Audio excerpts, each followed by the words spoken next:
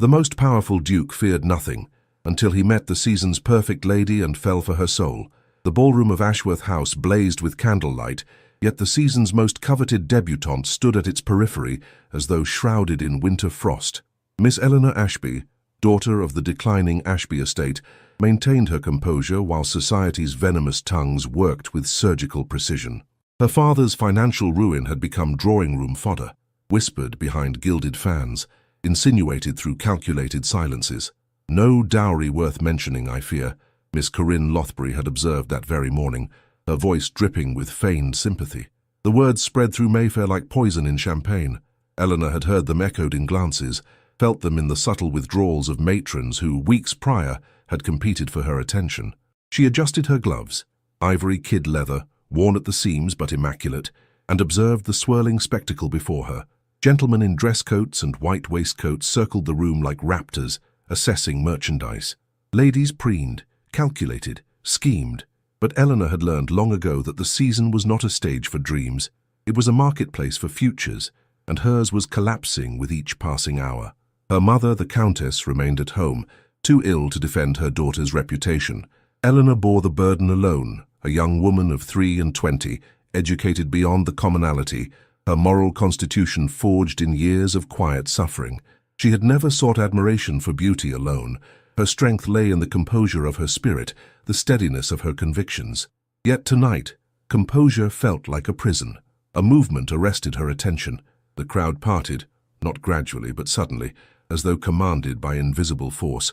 Every conversation suspended, every head inclined, whether in deference or instinctive fear, Eleanor could not determine. Then she saw him. The Duke of Ravensholm had entered. He was precisely as reputation had decreed, a man of perhaps 32, whose appearance suggested the sculptor's hand had been both generous and unforgiving. His features bore the stamp of aristocratic authority, a jawline that could cut glass, eyes of such penetrating grey they seemed to strip souls bare, hair of absolute black, save for a single silver thread that caught the light. He wore charcoal wool, with the precision of a general addressing troops, and his signet ring gleamed as though forged from starlight itself. But it was not his beauty that silenced the room. It was his presence, the invisible weight of absolute command, the aura of a man who had never, in all his considerable years, been questioned. Eleanor watched as the Duchess-in-waiting, Lady Aurelia, his formidable aunt, glided toward him. The old Marchioness, keeper of aristocratic law, touched her hand to his arm with the only familiarity the Duke appeared to tolerate. Their heads bent together in conversation, and Eleanor glimpsed something she would not forget. The Duke's expression did not alter, not once. He listened as though carved from granite. Her own observer, the insufferable Lord Pemberton, who had sought her hand 3 times this season, seized the moment. "Shall we take the air, Miss Ashby? The conservatory is quite pleasant, I assure you." Eleanor's response emerged with practiced gentleness. "I fear I am not inclined toward privacy this evening, Lord Pemberton. The ballroom holds sufficient interest." He departed, wounded in the pride that was all he possessed. Eleanor returned her gaze to the Duke. He stood alone now, his appointment book clasped in one hand. The thing never left him. Rumour suggested it contained the fate of half of England. His eyes moved across the room with the methodical precision of a man cataloguing inventory, faces registered, calculated, dismissed, until quite suddenly his gaze found hers. The world narrowed to a single moment of impossible connection. His expression did not change. His eyes did not warm. Yet something in that grey, unflinching regard seemed to pause, as though encountering something unexpected, something that did not conform to his expectations of human nature. Eleanor felt the weight of his attention like a physical force, and every rational instinct commanded her to look away. She did not. Instead, she inclined her head, the smallest gesture of acknowledgement, and turned toward the open casement window. Behind her, she heard the faint sound of the Duke's appointment book snapping shut. The evening proceeded, and Eleanor danced with the appropriate gentleman, engaged in the appropriate conversations, maintained the appropriate distance. But when the final waltz commenced, and the orchestra began its melancholy strain, she did not accept the offered hand of the eligible Viscount who approached her. Instead, she retreated to the library that adjoined the ballroom, seeking solitude and the comfort of leather-bound philosophy. She did not expect him to follow, yet when the library door opened, it was the Duke of Ravensholm who entered, his shadow preceding him. cast long and austere against the gaslit walls. Eleanor rose from the velvet chair where she had settled, her heart executing a startled rhythm. "Miss Ashby," he said, and his voice held the cadence of absolute certainty. "I find myself in need of clarification." Eleanor steadied herself. "Your Grace?" "The whispers that attend your name," he continued, advancing with the measured steps of a predator assured of its dominion, "appear inconsistent with your deportment. One hears that you are fortune-hunting and desperate, yet you refuse advantageous matches and withdraw from society's performance. I am unaccustomed to contradiction." Eleanor's fingers found the edge of her reticule. When she spoke, her voice emerged calm and clear. "Perhaps, Your Grace, the whispers mistake dignity for desperation. Some of us do not advertise our struggles for consumption." The Duke's eyes narrowed, not in anger, but in the manner of a man encountering a paradox he was compelled to solve. "You have spirit," he observed. "How curious. I had thought the season cultivated only submission." Before Eleanor could respond, footsteps sounded in the corridor. The Duke turned toward the door, and in that instant of distraction, Eleanor glimpsed something she would carry with her through all the nights to come. A crack in the facade of absolute invulnerability, a flicker of something that might have been loneliness. The door opened. Lady Aurelia entered, her lorgnette raised, her expression suggesting she had arrived to manage a transgression. "Your Grace," she said to her nephew. Then to Eleanor, with measured propriety, "Miss Ashby, I trust you will return to the ballroom. The evening is not yet concluded." Eleanor curtsied, her composure intact. Yet as she passed the Duke, she heard him speak, softly, for her ears alone. "I do not believe the whispers." She did not turn back, but she carried those words like a sealed letter, addressed to her heart, awaiting the day when it might finally be opened. 3 weeks had elapsed since the Duke's confession in Ashworth House Library, and with each passing day, Eleanor discovered the paradox of being noticed by the most powerful man in England. Visibility became vulnerability, and affection became ammunition in the hands of the cruel. The whispers had evolved into something far more dangerous than speculation about her family's finances. Now they carried insinuation, darker, more insidious. Miss Corinne Lothbury had achieved what Eleanor's poverty alone could not. She had woven a narrative of calculated seduction. "The Duke does not visit ballrooms without purpose," Eleanor had overheard the previous evening at the Ashworth soirée, spoken with surgical precision by Lady Pemberton. "It is whispered that Miss Ashby has employed methods of considerable subtlety. One wonders what arrangements have been made in those stolen moments." Eleanor's hands had trembled as she adjusted her gloves, but her expression had remained serene.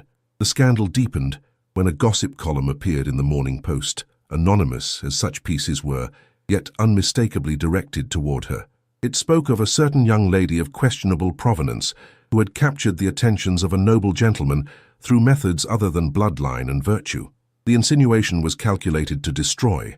Either Eleanor was a fortune hunter of unprecedented audacity, or worse, she had compromised her reputation to secure his interest. Her mother, upon reading the piece, had wept silently in her chamber. Eleanor had sat beside her bed, holding the fragile hand that trembled with both illness and despair, and spoken words she did not entirely believe. "Falsehood cannot stand against truth indefinitely, Mama. Goodness has a voice, even when whispered." But her mother's eyes had held doubt that no assurance could dispel. The morning the letter arrived, Eleanor was in the morning room, attempting to occupy herself with needlework she could not focus upon. The post had come, several cards of social invitation now conspicuously absent, replaced by silence, when the butler appeared, his expression carefully neutral. "Miss, a letter has arrived, hand-delivered by a messenger in the Duke's livery." Eleanor's needle stilled. The letter itself was sealed with wax of deep crimson, and upon the seal was impressed the Duke's crest, a raven ascending, wings spread wide. Her hands shook as she broke it open. The writing was precise, economical, without flourish. "Miss Ashby, I find myself compelled to attend the Merryweather Ball this Saturday forthcoming. I am informed that you will likewise be present. I have a matter of some importance to address. Do not permit the whispers of lesser minds to dictate your attendance. Some truths require public utterance." Ravensholm Eleanor read the letter 3 times, each reading imparting new dimensions of meaning. The Duke did not write in eloquence. He wrote in commands, in certainties. Yet beneath the austere phrasing lay something that Eleanor's intuition translated as urgency, perhaps even concern. She showed the letter to no one, though her mother's weakened eyes followed Eleanor's face as though reading the contents written there. "He has declared himself?" her mother whispered. "He has declared nothing, Mamma. Only his intention to be present." Yet Eleanor understood what the letter truly signified. The Duke of Ravensholm was preparing for a confrontation, and he was commanding her presence as witness to whatever he intended. Saturday arrived with the weight of anticipation. Eleanor selected her gown with unusual care, pale gold silk, understated in ornamentation, for she had learned that true elegance whispered rather than shouted. Her dark hair was arranged simply, her gloves the soft ivory kid leather that had become almost a signature. She carried no jewelry save her mother's pearls, worn at her throat like an anchor to dignity. The Merryweather ballroom was a cathedral of excess. Thousands of candles, orchestras in the gallery, and every member of London's aristocracy circulating with the precision of a military campaign. Eleanor's arrival provoked a ripple of comment. Heads turned, fans opened, conversations paused. She moved through the crowd with practiced composure, acutely aware of every eye, every whispered speculation.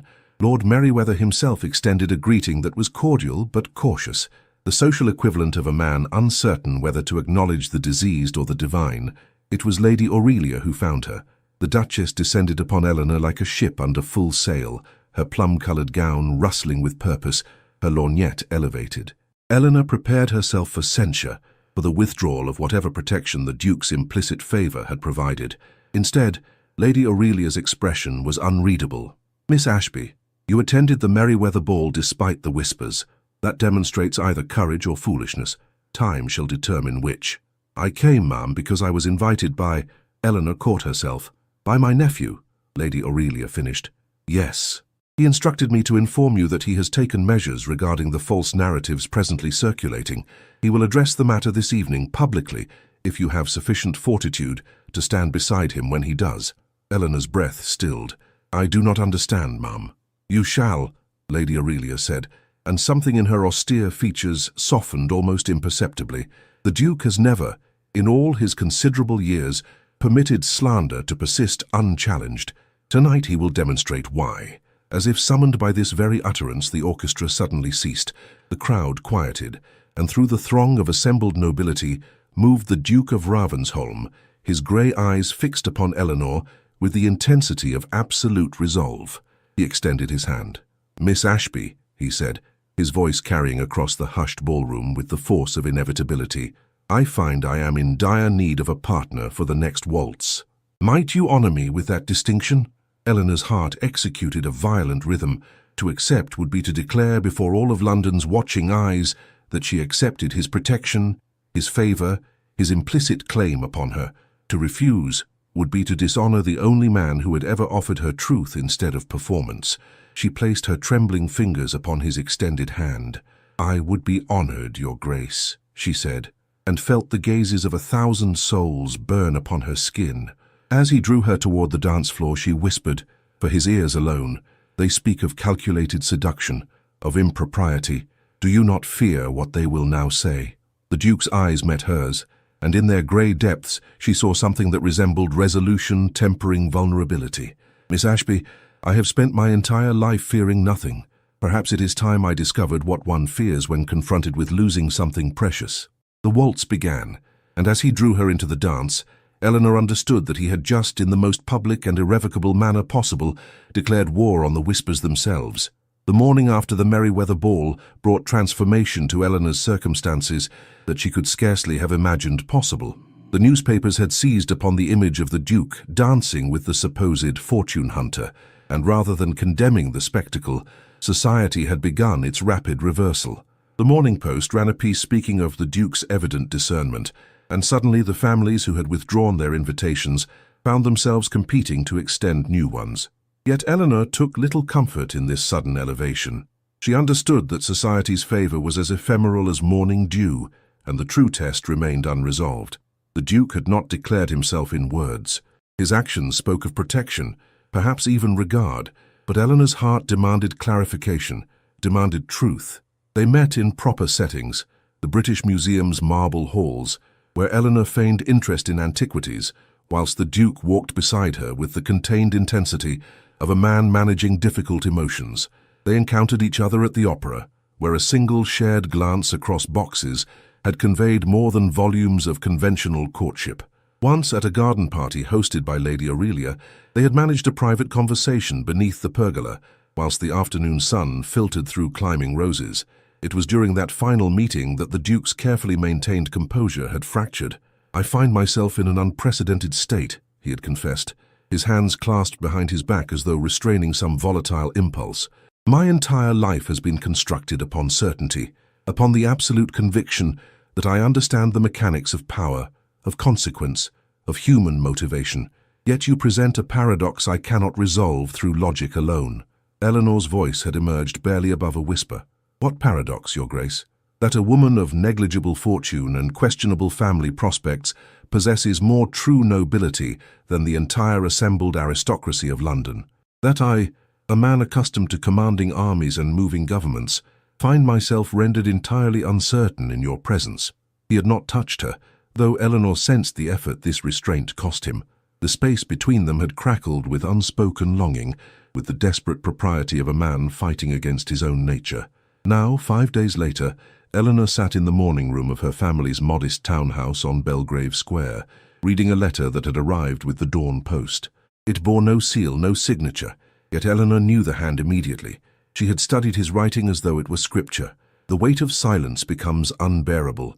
I find I must speak truths that proper society forbids, and I find I care no longer for society's dictates. You are not what the world claims you to be.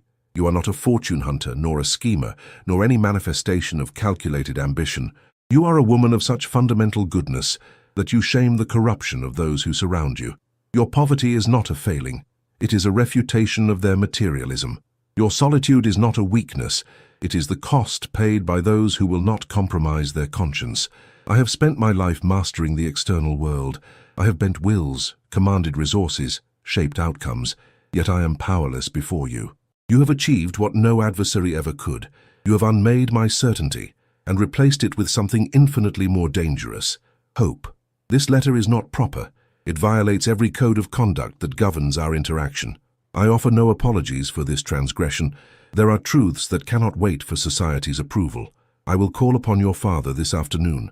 I intend to speak words that have not been spoken by a man of my station in circumstances such as these. I intend to lay before him the state of my heart with the same clarity I employ in matters of commerce and governance. I intend to ask, Eleanor, for permission to court you, not as society demands, but as my own conscience insists. Your faithful servant, whether you permit it or not." Ravensholm. Eleanor's hands trembled so violently that she nearly dropped the letter.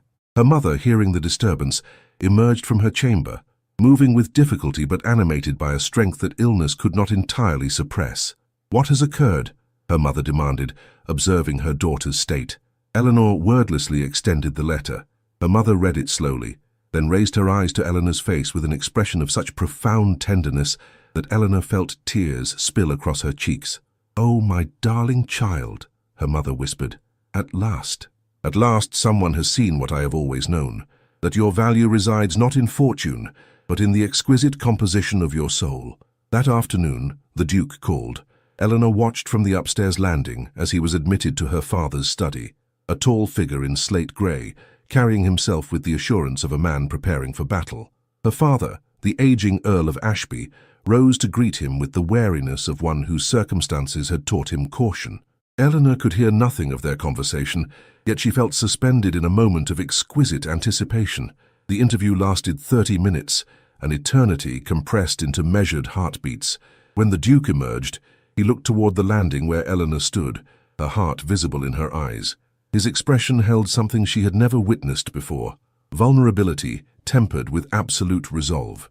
He ascended the stairs with deliberate steps, and Eleanor found herself unable to move, unable to breathe, unable to do anything but wait. "Your father," the Duke said, his voice stripped of its customary formality, "has permitted me to speak with you in the drawing room, under the supervision of your mother, and with the door appropriately open.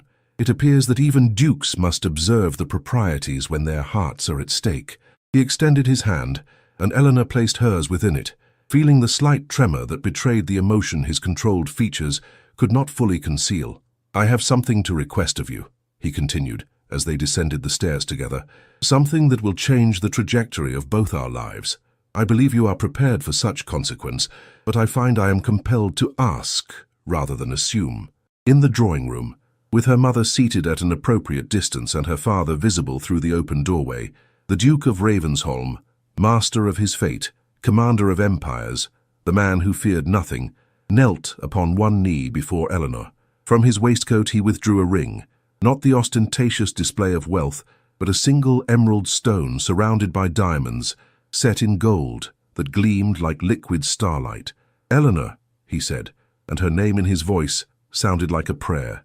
"Will you permit me the incomparable honor of becoming my wife, not because society demands it, not because propriety suggests it, but because my existence is rendered incomplete without the presence of your soul beside mine?"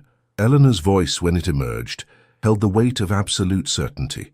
"I will, Your Grace, not out of duty or advantage, but because loving you has become as necessary to me as breathing." The betrothal was announced in the Times, with precisely the formality one might expect of a union between the Duke of Ravensholm and the daughter of a declining gentry family. Society's response oscillated between celebration and skeptical reservation, though the presence of Lady Aurelia at Eleanor's side, extending to her the full weight of the Duke's maternal family's approval, served to silence the remaining dissenters. Yet beneath the surface grandeur of their engagement, Eleanor sensed a tension in her betrothed that extended beyond the ordinary anxieties of matrimony. The Duke possessed secrets. She felt them in the way his jaw tightened when certain letters arrived, in the manner his appointment book was guarded with almost paranoid vigilance, in the subtle evasions when she asked about his estates beyond London. It was during their fourth private meeting, chaperoned by her mother as propriety demanded, but afforded sufficient distance that conversation could proceed with candor, that Eleanor began to understand the true nature of his concealment. They walked in the garden of Lady Aurelia's residence, where the spring flowers had begun their annual resurrection. The day was overcast, the light diffuse and contemplative, and Eleanor had worn pale gold silk beneath a shawl of fine wool. The Duke accompanied her with his characteristic reserve, yet his hand trembled when he offered it for balance upon the stone path. "You possess a question," the Duke observed, his grey eyes fixed upon the roses before them. "I perceive it in the manner your fingers tighten upon my arm when you believe I am unaware. You wish to understand why a man of my evident contentment with betrothal maintains such visible disquiet." Eleanor did not dissemble. "I do, Your Grace. We are to be married within the month, and yet I feel as though there remains a continent of unspoken truth between us." The Duke halted beneath an archway of climbing clematis, their pale purple flowers creating a cathedral of botanical silence. When he spoke, his voice carried the weight of a man laying down a burden he had carried alone for far too long. "My father was a man of considerable personal cruelty," he began, and Eleanor felt the magnitude of this confession settle around them like snow. He did not strike with his hand, but with his words, with the systematic dismantling of anyone foolish enough to reveal emotion in his presence. He taught me that power resided in the absolute suppression of feeling, that vulnerability was equivalent to weakness, and that love was an indulgence permitted only to the weak. Eleanor's heart ached with understanding. This was the frozen pocket watch she had intuited, a heart halted at a single hour, refusing to progress. "When I inherited the dukedom at 27, he continued, I resolved that I would never replicate his cruelty, yet neither would I permit myself the softness that destroys men. I built my life upon certainty, upon control, upon the absolute conviction that feeling nothing meant conquering all." "Yet you feel," Eleanor whispered. "I have seen it in moments when you believe yourself unobserved. I have permitted myself to feel since encountering you," the Duke acknowledged, and finally his eyes met hers, revealing depths of emotion he could no longer contain. "But there is a matter of which you must be aware, Eleanor. There is a truth that, if revealed, might alter your perception of me irrevocably." Eleanor's breath caught. "What truth, Your Grace?" The Duke withdrew a letter from his waistcoat, aged paper sealed with wax that had been opened and resealed countless times. "This letter was written by my father, to be opened only upon his deathbed. I was present when the solicitor delivered it. Its contents revealed a secret that has shaped the entire architecture of my adult life." He extended the letter toward her, but Eleanor did not take it. Instead, she placed her hand upon his, stilling his motion. "Will knowing this truth change my answer?" she asked quietly. "That is the question that has tormented me," the Duke replied. "I have debated whether telling you constitutes nobility or cruelty." If you choose to withdraw from our betrothal upon learning what the letter contains, you will have legitimate grounds. Society would absolve you entirely." Eleanor's voice, when she spoke, held the clarity of absolute conviction. "Your Grace, Marcus, the answer to your question is no. No, the truth will not change my answer. My commitment to you is not contingent upon the absence of complexity, nor upon the convenience of your circumstances. It is rooted in the fundamental truth that I perceive in you, that beneath the fortress of control resides a man capable of extraordinary goodness, and that man is worthy of love, regardless of what secrets his past contains." The Duke's hand closed around hers, and Eleanor felt the tremor that passed through him, as though she had somehow steadied the very earth beneath his feet. "Then know this," he said, and withdrew the letter, keeping it sealed in his hands. "My father was not precisely who society believed him to be. His legitimacy, and therefore my own, carries a complexity that, if exposed, could provide ammunition to those who wish me political harm. I have spent years ensuring this secret remains buried, not out of shame but out of protective instinct for my family name." Eleanor's eyes widened with comprehension. "You fear that marrying me will expose you to vulnerability." "I do not fear it," the Duke corrected. "Rather, I acknowledge it as inevitable consequence of joining my life to another's. But I would not have you enter into this marriage blind to the ammunition our union might provide to those who oppose me." Eleanor turned to face him fully, and in the grey light of the overcast spring afternoon, she appeared to him as she had in that first moment in Ashworth House Library, a woman whose inner light transcended circumstance. "Then we shall face that consequence together," she declared, "and I will stand beside you as we do. For love that cannot survive scrutiny is not love worth preserving. I choose you, Marcus. Not the Duke, not the master of estates and influence, but the man who has learned, against all the training of his youth, that vulnerability is not weakness, it is the highest form of courage." The Duke drew her close, propriety be damned, and pressed a kiss to her forehead that carried all the reverence he could not permit his voice to articulate. "The betrothal ball is in 2 weeks," he said. "I will reveal nothing before then. But after we are publicly declared before all of London, I will tell you everything. And then, Eleanor, we shall see if your conviction stands against the weight of truth." Eleanor smiled, and in that smile was the serenity of one who had already decided. Nothing could shake the architecture of her certainty. Behind them in the distance, a church bell tolled, calling them toward whatever destiny awaited. The betrothal ball at Ravensholm House transcended mere social spectacle. It was a declaration of dynasty, a coronation of consequence. The ballroom blazed with 10,000 candles, orchestras played Vivaldi in the gallery, and every significant member of London's aristocracy had been commanded to attend.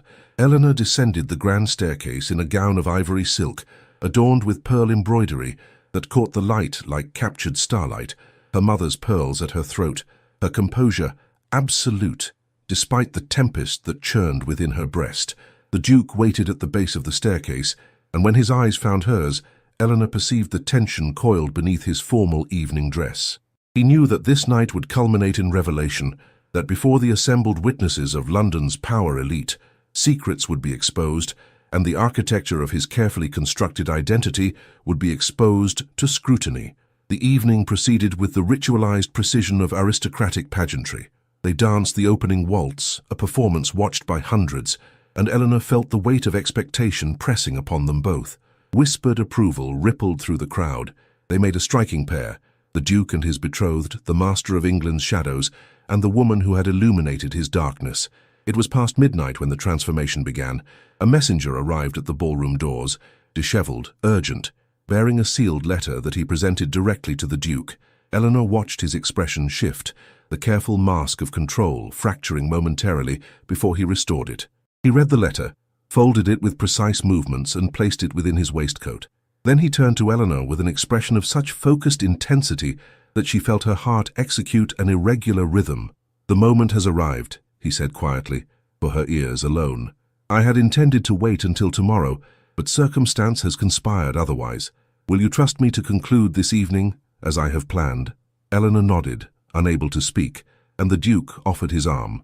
He led her not back to the ballroom, but toward the library, that same room where they had first spoken truth to one another weeks before.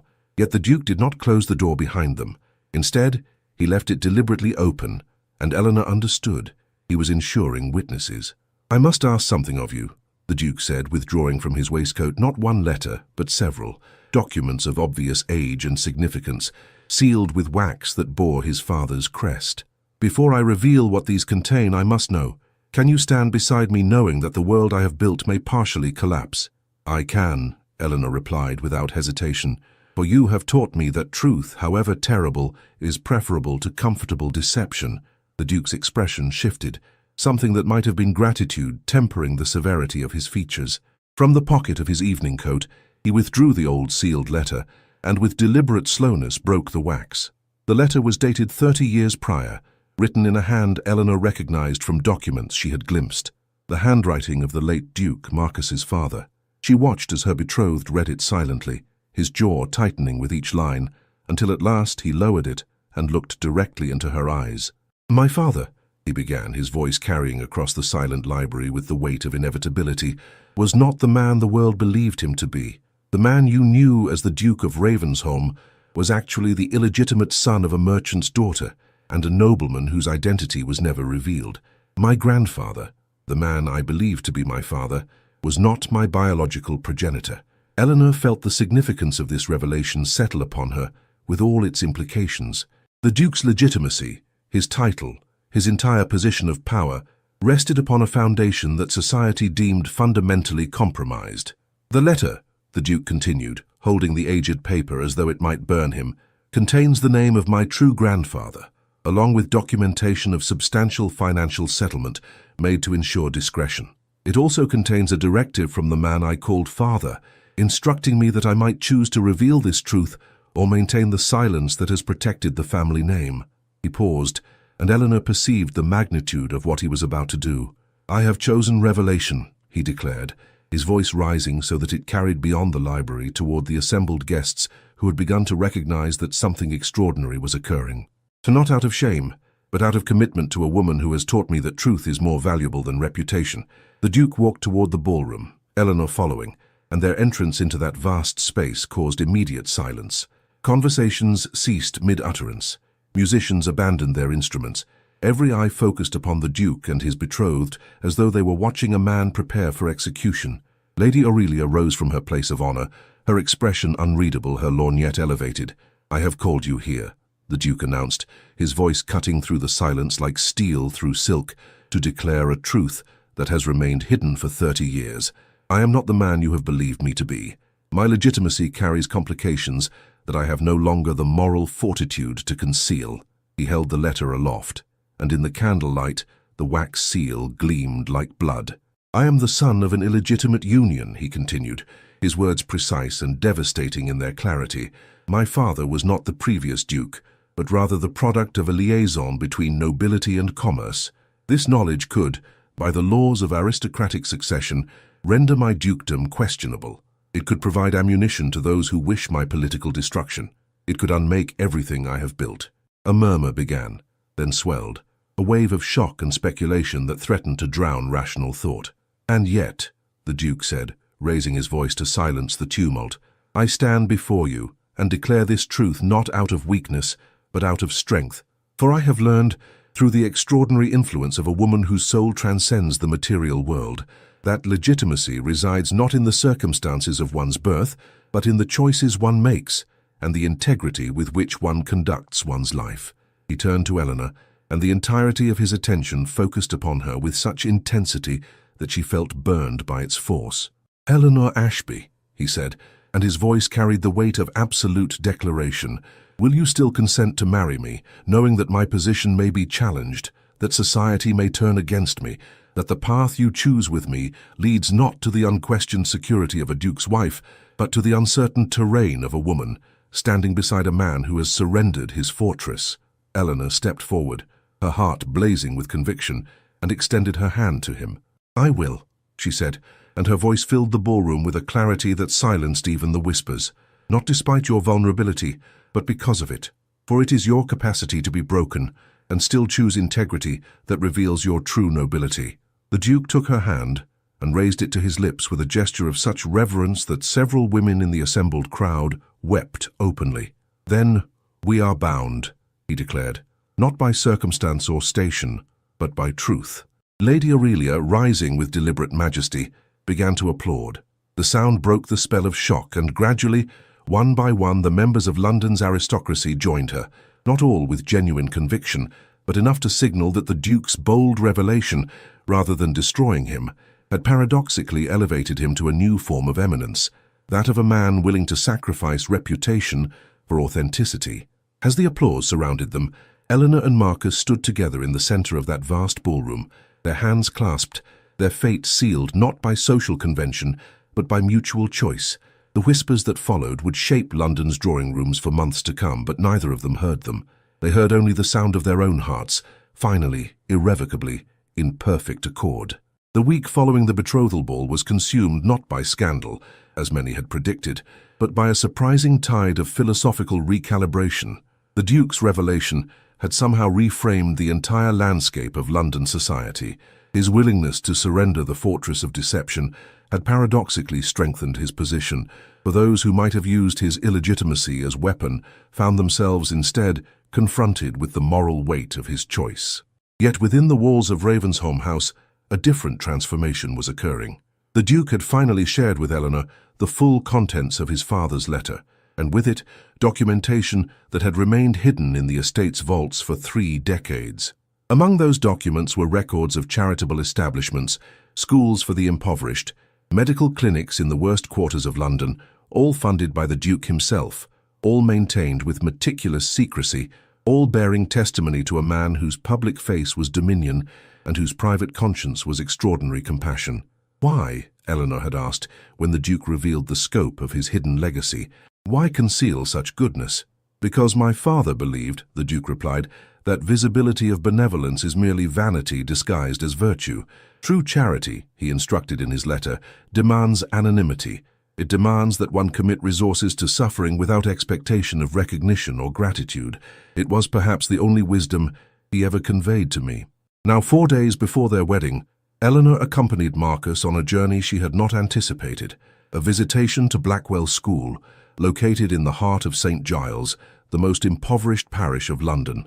The Duke had established the institution 15 years prior, yet had never visited it in person, a remarkable fact that testified to the depth of his commitment to concealment. They travelled in an unmarked carriage, Eleanor dressed in modest grey wool rather than the elaborate silks that would have announced her station.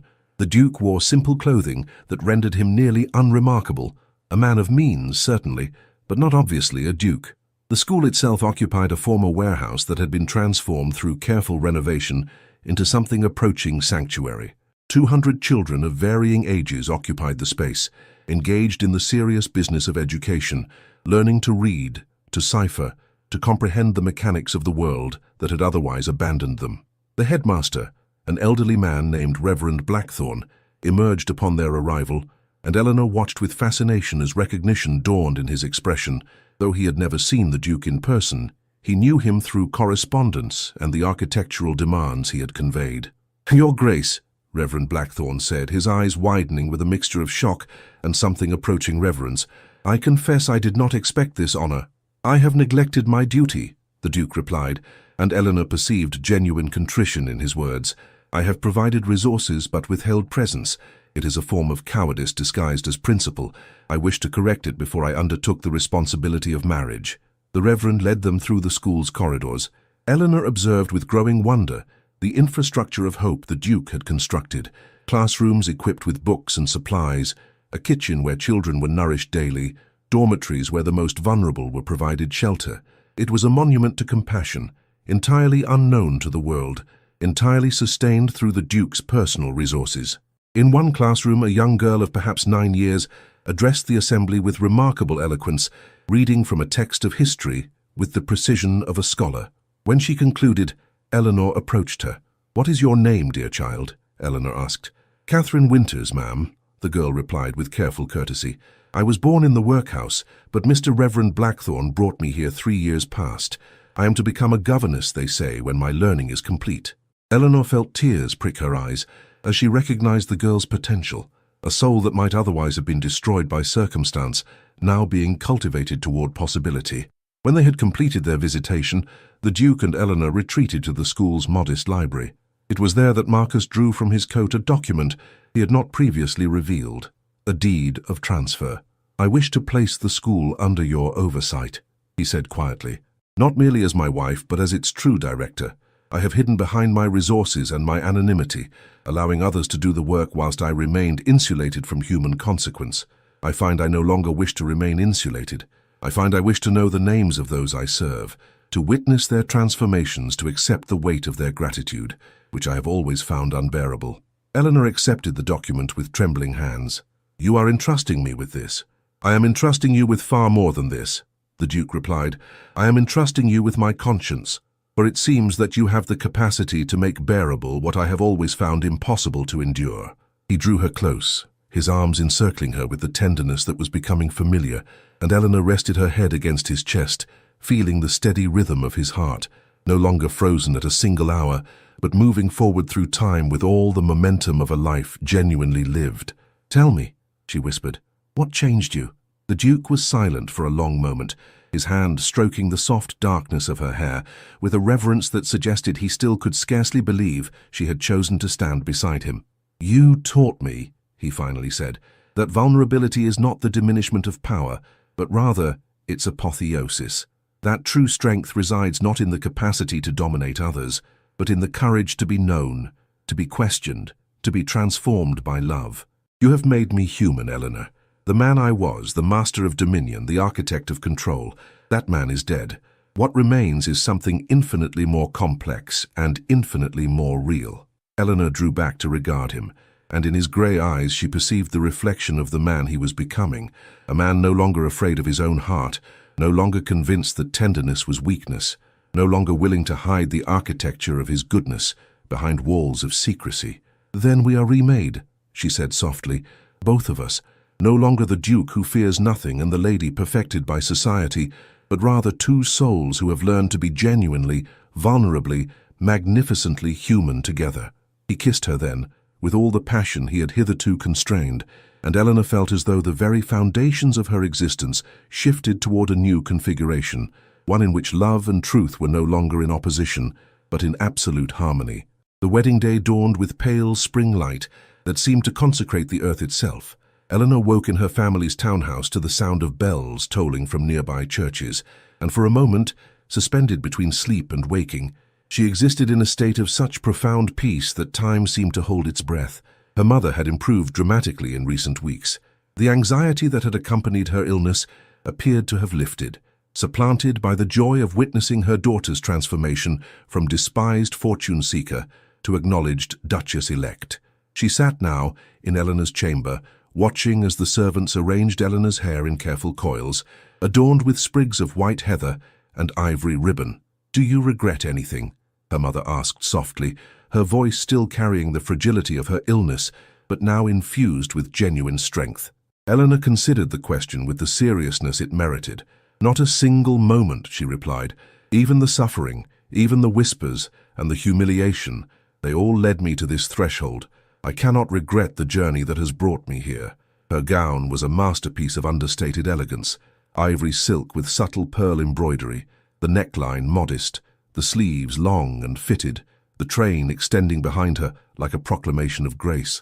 Unlike the ostentatious display favored by some brides, Eleanor's wedding attire whispered, rather than shouted, an aesthetic that mirrored the spiritual nature of the union she was about to undertake. The chapel of St. James had been prepared with meticulous care. Every flower that adorned the altar was white. Purity, Eleanor understood, but also honesty, the whiteness of truth laid bare. The Duke had personally overseen the arrangements, and Eleanor had been touched by the detail he had devoted to what many men considered merely ceremonial. When she arrived at the chapel doors, Eleanor perceived the gathering assembled for her transformation. London's aristocracy had filled the pews with the mixture of genuine affection and calculated social positioning that characterized such occasions. Yet what struck Eleanor most powerfully was the presence of those who had no social obligation to attend. Reverend Blackthorne and several of the older students from Blackwell School positioned discreetly at the chapel's rear, the servants and groundskeepers from Ravensholm House, merchants and traders who had benefited from the Duke's quiet generosity over the years. The Duke's invisible philanthropies had rendered him visible to those who mattered most. Eleanor's father offered his arm, and they proceeded up the aisle toward the altar where Marcus waited. He wore formal black with pristine white cravat, and Eleanor perceived the moment when his eyes found hers, the moment when the master of dominion became simply a man, entirely vulnerable, entirely present. The ceremony itself was conducted with traditional solemnity by the Bishop of London, yet Eleanor found her attention fixed not on the prescribed words, but on Marcus's face as he spoke his vows. His voice carried absolute conviction. "I take thee, Eleanor, to my wife, to have and to hold from this day forward, for better for worse, for richer for poorer, in sickness and in health, to love and to cherish, till death us do part." When Eleanor spoke her own vows, her voice emerged steady and clear. "I take thee, Marcus, to my husband, to have and to hold from this day forward, for better for worse, for richer for poorer, in sickness and in health, to love and to cherish, till death us do part, and beyond if the grace of the Almighty permits." The final words, not part of the traditional ceremony, but her own addition, seemed to reverberate through the chapel with particular resonance. She felt rather than heard the collective breath held by the assembled witnesses. When the bishop pronounced them married, Marcus drew her into his embrace with a tenderness that brought tears to the eyes of even the most cynical observers. The kiss he placed upon her lips was not the chaste gesture protocol demanded, but rather a declaration of such absolute devotion that society's whispered approval rippled through the chapel like spring wind through gathering clouds. The wedding breakfast that followed at Ravensholm House was a triumph of elegant restraint. Refined dishes served on silver, wines selected with extraordinary care, every detail reflecting the new duchess's aesthetic of genuine rather than ostentatious grandeur. It was during the dancing, the traditional first dance between bride and groom, that Eleanor finally understood the full architecture of what they had built together. The orchestra played a waltz of such exquisite melancholy that Eleanor felt tears prick her eyes. As Marcus guided her across the ballroom floor, she perceived the transformation visible in his features. The lines of habitual severity had softened, replaced by something approaching joy. His eyes no longer held the calculating coldness of absolute command, but rather the warmth of a man genuinely, utterly present. "I have a confession," he murmured, for her ears alone as they moved through the dance. "When you first refused to look away from me in Ashworth House, I believed it was mere social calculation. I did not perceive that you were seeing directly into the center of my being, perceiving truths I had hidden even from myself." Eleanor smiled, her heart overflowing with a tenderness so profound it seemed impossible that her physical form could contain it. "I saw a man," she whispered in reply, "who was desperately lonely despite his power. A man who had been taught that vulnerability was weakness, and who had therefore built a fortress so impenetrable that he could not escape it himself. I saw not what you were, but what you were capable of becoming." "And what am I becoming?" he asked, drawing her slightly closer than propriety strictly permitted. "Free," Eleanor replied simply. "You are becoming free." As the waltz concluded, and they stood together in the center of that vast ballroom, surrounded by the assembled witnesses of London's power, yet utterly contained within their own private universe, Eleanor perceived the final piece of the architecture falling into place. This was not the ending of a romance, but rather its true beginning. This was the moment when the princess no longer needed saving, and the duke no longer needed to be feared. Instead, they stood as two souls who had shed their costumes and recognized in each other the possibility of genuine, undefended, completely human love.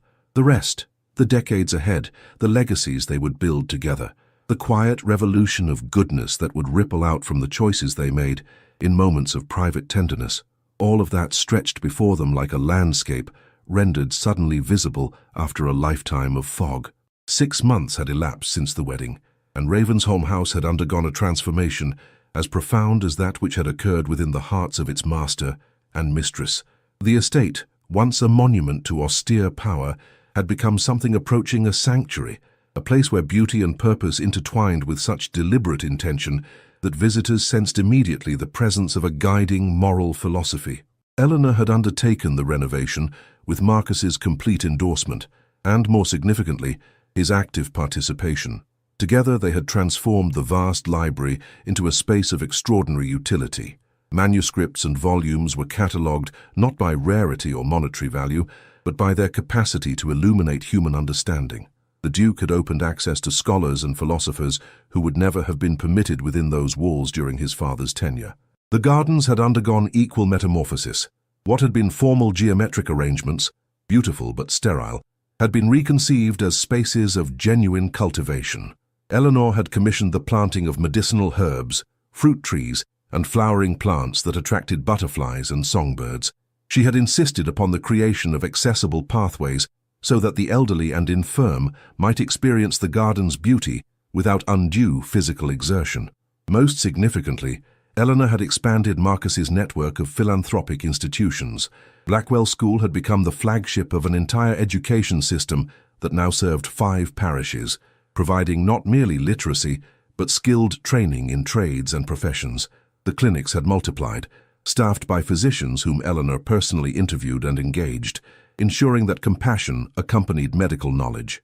But it was a different sort of transformation that occupied Eleanor's consciousness on this particular autumn afternoon, as she sat in the small parlor adjoining the master bedroom, her hand resting upon her abdomen in a gesture that had become habitual. She was with child. The knowledge had arrived with quiet certainty 3 weeks prior, confirmed by the family physician who had examined her with professional discretion.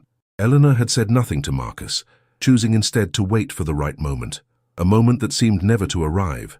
So overwhelming was the magnitude of what this pregnancy signified. She was not merely becoming a mother, she was becoming the conduit through which the Duke's transformed legacy would continue. The child growing within her would inherit not merely a title and vast estates, but the moral philosophy that she and Marcus had spent the preceding months constructing. It was Marcus who discovered her secret, not through any revelation on her part, but through the extraordinary attentiveness that had become characteristic of their marriage. He found her in that small parlor, her hand upon her abdomen, her expression suffused with a tenderness so visible that he immediately perceived the truth. "Eleanor," he said, and his voice carried such profound emotion that she turned to regard him with tears already streaming across her cheeks. "Tell me, we are to have a child," she whispered, and watched as the Duke, the man who had spent his entire life mastering emotional control, was rendered momentarily speechless by the force of his own feeling. He knelt before her, exactly as he had in her drawing room when he had proposed, and placed his hand upon hers, where it rested upon the subtle swell that would soon become undeniably pregnant. His grey eyes, which Eleanor had learned to read with the intimacy of one who knew them better than her own reflection, glistened with tears that he made no effort to conceal. "A child," he repeated, as though the word required multiple utterances to become real. "Our child, Eleanor confirmed, and felt the rightness of that formulation settle upon her like benediction. "What shall we teach them?" Marcus asked, and Eleanor perceived in the question the depth of his commitment to breaking the cycle of emotional suppression that had characterized his own paternity. Eleanor considered the query with the gravity it demanded. "We shall teach them that power without compassion is tyranny, that vulnerability is not weakness, but the highest form of strength, that a life lived in service to others' welfare is infinitely richer than a life devoted merely to the accumulation of dominion." Marcus rose and drew her into an embrace so tender that Eleanor felt as though she might dissolve into the very fabric of his being. "We shall teach them that love, true, undefended, genuine love, is the only force capable of genuinely transforming the world." In the weeks that followed, the news of the coming child spread through London's aristocratic circles with the inevitability of natural consequence. The Duke and Duchess were to have an heir, a detail that would have been merely procedural in the life of any noble family, yet in the case of Ravensholm carried profound symbolic weight. For the child to be born would represent not merely the continuation of the dukedom, but the triumph of the Duke's choice to reveal his vulnerability and submit himself to genuine love. It would vindicate Eleanor's decision to stand beside him, despite the precariousness of his position. It would suggest to a watching world that happiness and authenticity were not incompatible with station and responsibility. Eleanor began the careful work of preparing for the child's arrival with the same meticulous attention she devoted to all endeavors. She commissioned a nursery that was neither ostentatiously grand nor austere, but rather a space designed with genuine thought toward the child's comfort and development. She consulted with physicians and scholars regarding the latest understandings of childhood development and education. She and Marcus discussed at length the moral framework they would employ in raising their child, a framework that would honor the child's individual conscience whilst providing the guidance that genuine parental love demands. On the evening before Eleanor's time was predicted to arrive, Her body heavy with the weight of impending transformation, she and Marcus stood together at the window of their shared chamber, regarding the moonlit gardens below. "Do you fear it?" Marcus asked quietly. "The pain, the vulnerability, the risk?" Eleanor considered the question with complete honesty. "I fear it less than I would have feared a life lived without you. Whatever suffering may accompany the birth of our child pales beside the suffering I endured believing I might never be known, never be chosen, never be loved with the completeness that you have given me." Marcus drew her back against his chest, his arms encircling both her and the child who rested within her. "You have saved me, Eleanor, not from external circumstances, but from the prison I had constructed within my own soul. You have given me permission to be human. And you," Eleanor replied, "have taught me that the meek shall indeed inherit the earth, not through weakness, but through the quiet persistence of goodness, the unshakable conviction that authenticity transcends status, and the courage to believe that a transformed heart can transform an entire world." They stood thus through the evening, two souls bound together by love so genuine that it seemed to reverberate through the very architecture of the house itself, waiting for the moment when their union would manifest in physical form, when the child of their devotion would enter the world as testament to the possibility of redemption through genuine, undefended, magnificently human connection. The labor began in the depths of night, a physical manifestation of Eleanor's body preparing for its greatest transformation. The physician had been summoned, midwives assembled in the master chamber, and Marcus, who had insisted upon remaining within the house, despite the conventional prohibition against paternal presence during childbirth, paced the corridors with the restlessness of a man confronted with a situation his wealth and authority could not ameliorate. Eleanor's screams when they came cut through the stone walls of Ravensholm House with a rawness that stripped away all pretense of aristocratic composure. For the first time, Marcus truly understood the magnitude of what his wife had undertaken, not merely the physical agony of bringing forth life, but the spiritual surrendering of bodily autonomy in service to creation. He positioned himself outside the chamber, listening with an intensity that bordered on anguish, refusing the sympathetic ministrations of servants who sought to draw him away. Lady Aurelia arrived at dawn, still adorned in her night clothes, and positioned herself beside her nephew with the iron authority she had wielded for decades. "This is what love truly demands," she observed quietly. "Not poetry, not gesture, but the willingness to witness another's suffering without power to assuage it. You are discovering that dominion and devotion are not synonymous, Your Grace." Hours elapsed. The sun climbed higher in the sky. Eleanor's cries intensified, then diminished, then intensified again, a rhythm that suggested both progress and peril. Marcus found himself conducting silent negotiations with whatever force governed existence, offering everything he possessed, his title, his estates, his fortune, his very life, if it would preserve Eleanor and the child who struggled to enter the world. It was past midday when the physician emerged, exhaustion evident in his features. Marcus surged forward, but the physician's expression contained reassurance rather than tragedy. "Her Grace has successfully delivered a healthy son," the physician announced. "Both mother and child are stable, though Her Grace has suffered considerable physical trauma. She will require weeks of recovery." Marcus moved toward the chamber, but the physician arrested him with a gentle hand. "She is being attended to with utmost care. Perhaps in an hour, when she has been bathed and made comfortable, you may be permitted entry." That hour was the longest of Marcus's existence. He sat in the corridor outside the master chamber, his hands clasped so tightly that his nails drew blood from his palms, his consciousness suspended between gratitude and the terrifying awareness of how close he had come to losing everything. When at last he was permitted entry, he found Eleanor propped upon pillows, her face drained of color, her hair unbound and darkened with perspiration, yet her eyes luminous with a joy so profound that Marcus felt his knees weaken beneath him. "Come," she whispered, and her voice, though barely audible, carried an invitation of such intimacy that Marcus approached the bed as though moving through a sacred space. In Eleanor's arms lay a small bundle, impossibly tiny, impossibly perfect. The infant, their son, possessed dark hair, and when his eyes opened in response to his father's presence, grey eyes that mirrored Marcus's own with startling exactitude. "Meet James," Eleanor said softly. "James Edward Ravensholm, future Duke.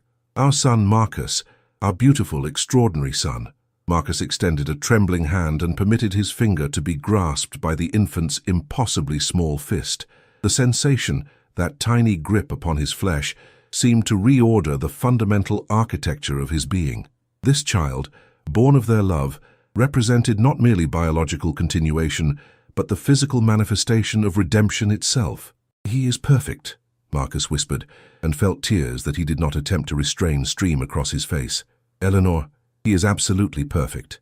"He is," Eleanor agreed, and her eyes met his with such completeness of understanding that Marcus perceived in that moment the woman he had married was transformed yet again, not merely a duchess, not merely a wife, but a mother, a life-giver, a woman who had literally torn open her own body to bring forth creation. "I have never," Marcus said, his voice breaking with emotion, "witnessed such courage. You are the most magnificent person I have ever known." Eleanor smiled, though exhaustion was beginning to claim her consciousness. "Rest now," she murmured to James, who had begun to fuss with the hunger that characterized newborn existence. "Rest, my precious one. Your father is here. Your father, who once feared nothing, now stands in absolute awe of you." Marcus remained by their bedside through the night, watching Eleanor sleep while their son rested in the cradle positioned beside the bed.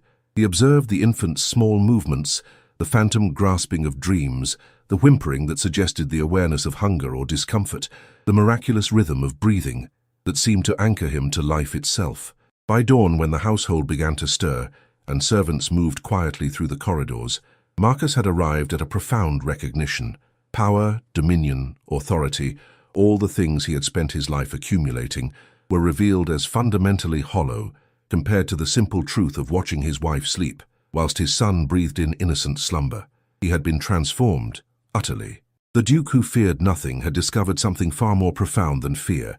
He had discovered the terrifying, glorious, utterly humbling experience of loving something more than himself. 3 years later, the nursery of Ravensholm House had become a space of such deliberate warmth that visitors remarked upon the manner in which it seemed to contain a light independent of external illumination. The walls were painted the pale gold of spring sunlight, adorned with illustrations, not of aristocratic grandeur, but of natural wonders, birds in flight, flowers blooming, children of various stations engaged in the serious business of play and learning. Young James Edward Ravensholm, now approaching his 3rd year, possessed the peculiar gravity characteristic of children raised by parents who regarded their education as moral imperative rather than social obligation. He moved through the world with a curiosity that was encouraged rather than suppressed, and whilst he understood the protocols of his station, curtsying before his mother with the formal deportment of an aristocratic heir, addressing his father with the reverence the title demanded, he did so with a naturalness that suggested these courtesies flowed from genuine affection rather than rote obedience. Eleanor sat in the nursery's window seat, nursing her 2nd child, a daughter of barely 3 months, christened Catherine in honor of the young girl Eleanor had encountered at Blackwell School years before, whilst James sat at a small table with his tutor, engaged in the early stages of literacy instruction.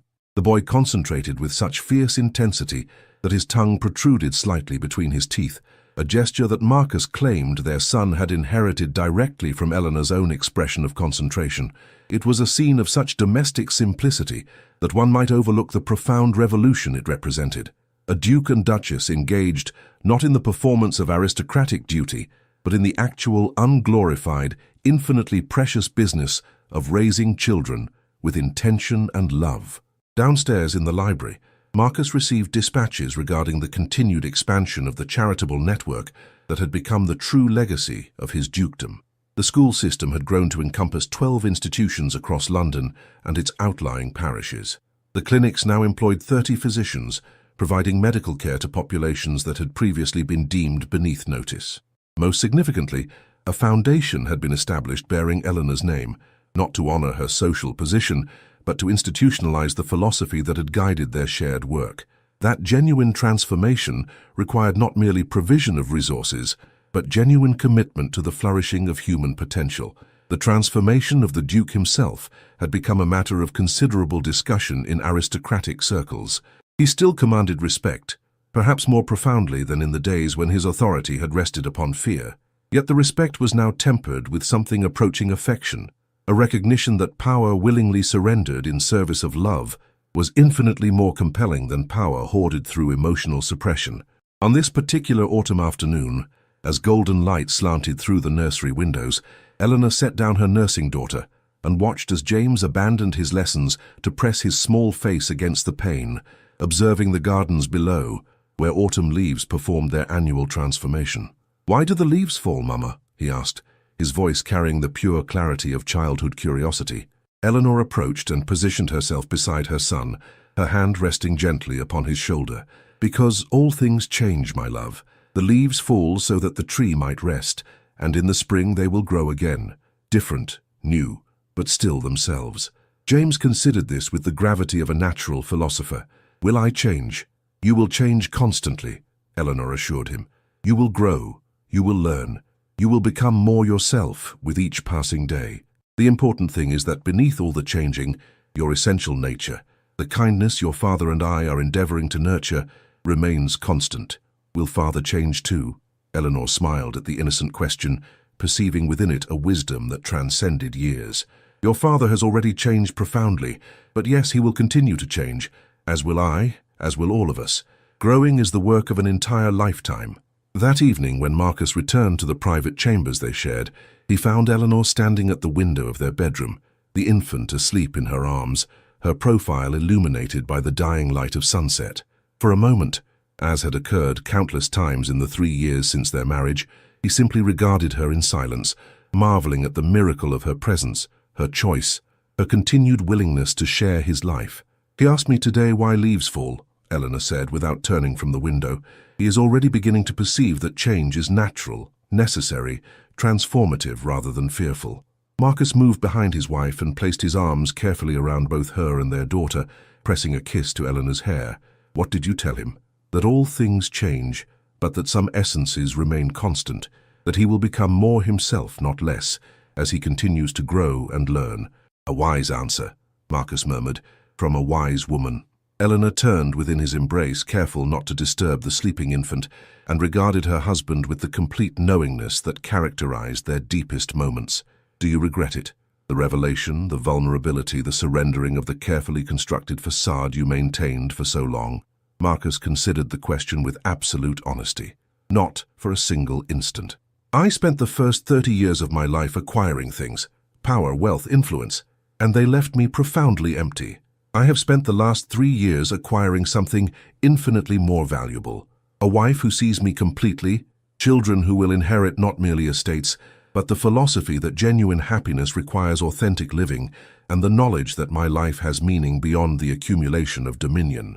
He kissed her then, with the tenderness that had become characteristic of their physical affection, a tenderness that expressed not mere desire, but complete devotion, complete acceptance, complete knowledge of another soul.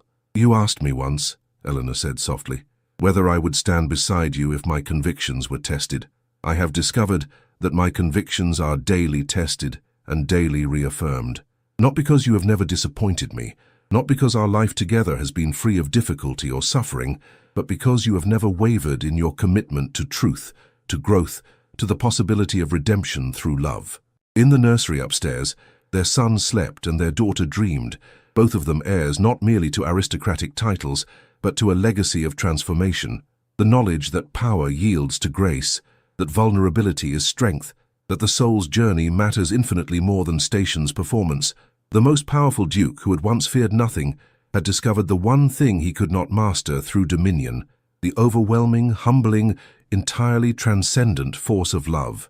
And in surrendering to that force, he had discovered that true power was not dominion over others, but the capacity to stand before another human being with complete authenticity and be received not despite one's imperfections, but because of one's honest acknowledgement of them.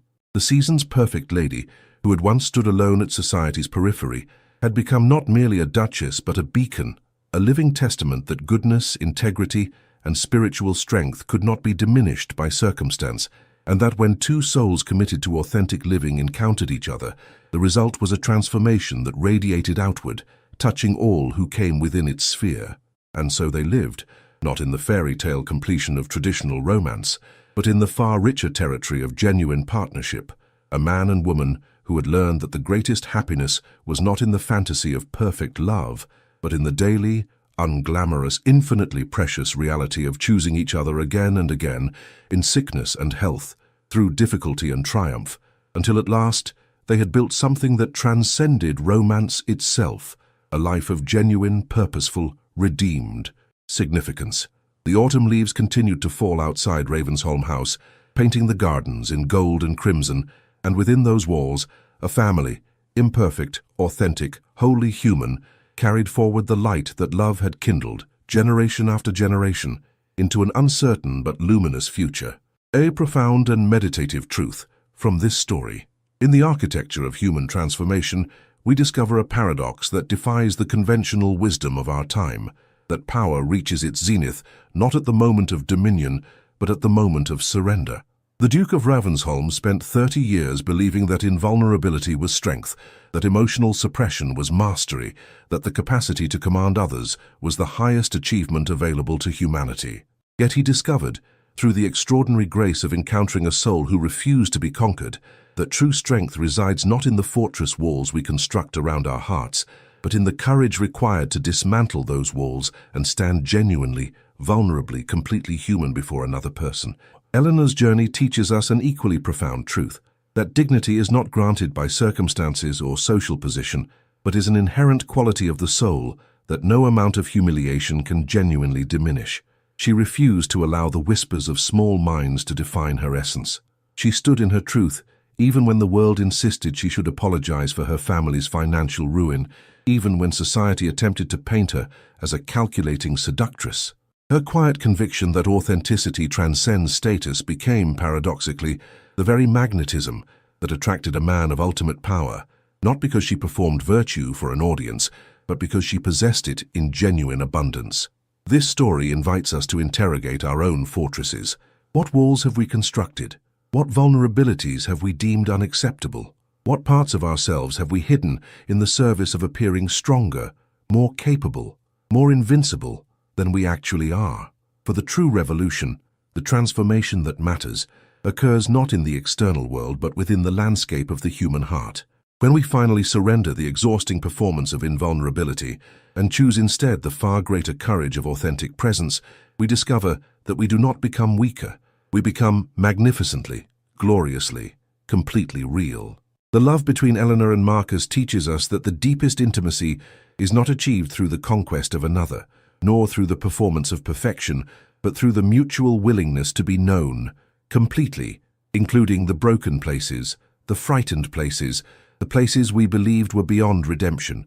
It teaches us that a person who can see our darkness and choose us anyway offers a form of salvation that no external circumstance can provide. And perhaps most radically, this story invites us to consider that the truly powerful life, the life worth living, is not the life of dominion, but the life of service. The greatest legacy that the Duke could leave was not the accumulation of wealth or the extension of his political influence, but the infrastructure of compassion he had quietly constructed, the schools and clinics and networks of support that bore testimony to his transformation from a man who feared nothing to a man who had learned to fear only the loss of his capacity to love. We live in a world that valorizes the fortress. We celebrate those who have never been broken, who have never admitted doubt, who maintain the illusion of invulnerability. Yet what if the most revolutionary act available to us is not the accumulation of power, but the surrender to love? What if the transformation the world desperately needs is not external conquest, but internal authenticity? What if the greatest gift we can offer to those we love is not our perfection, but our honest, vulnerable, completely human presence? This is the moral inheritance of this story, that love, true, undefended, magnificently human love, is the only force capable of genuinely transforming not merely individual hearts, but the very architecture of our world. And that transformation begins not with grand gestures, but with the simple, terrifying, exquisite decision to allow ourselves to be seen. Dear beloved listeners and cherished companions of our Victorian tales, this story of the Duke and Eleanor has been shared with you in the spirit of love and the profound belief that stories transform us. We invite you now to become part of our ever-growing community of souls who believe in the redemptive power of authentic love and genuine transformation. We ask you to subscribe to our channel. Join the thousands of listeners who have discovered that Victorian romance, when told with depth and richness, speaks to the timeless yearnings of the human heart. Leave your thoughts in the comments. Tell us what resonated most deeply with you. Did the Duke's transformation mirror any journey in your own life? How has Eleanor's quiet strength inspired your understanding of true power? Share this story. If this narrative of redemption through vulnerability has touched your heart, share it with those you love. Let the message ripple outward. Explore our other tales. We have many more stories of courage, transformation, and the alchemy of love waiting for you. Each one is crafted with the same devotion to maestria e riqueza de detalles, mastery and richness of detail that you have experienced here. Your engagement, your comments, your presence in our community, these are the fuel that allows us to continue creating narratives of beauty, depth, and profound human truth. We are building together a sanctuary for those who believe that stories matter, that love is revolutionary, and that authentic connection is the highest aspiration of the human heart. Thank you for walking this journey with Eleanor and Marcus. Thank you for believing that their transformation is possible, that vulnerability is strength, and that the world desperately needs the message this story carries. This narrative has been created, nurtured, and brought to life by the entire team at Victorian Romance Audio Stories. Every word, every phrase, every carefully selected moment of emotional resonance exists because of the collective commitment to excellence, authenticity, and the belief that storytelling is a sacred art form. To our listeners, you are not merely an audience. You are co-creators in this work. For without your presence, your engagement, your willingness to be transported into these worlds of beauty and redemption, these stories would remain dormant. You give them life through your attention, your emotion, your reflection. To our team, thank you for the countless hours devoted to ensuring that every detail is perfectly rendered, every emotion authentically portrayed, every truth carefully conveyed. We are honored to serve you. We are grateful for your presence. We invite you to return to us again, for there are always more stories to tell, more transformations to witness, more evidence that love, genuine, undefended, beautifully human love, remains the most powerful force in the universe. With deepest respect and warmest affection, Victorian Romance Audio Stories, where the past whispers wisdom to the present and every heart discovers the possibility of redemption.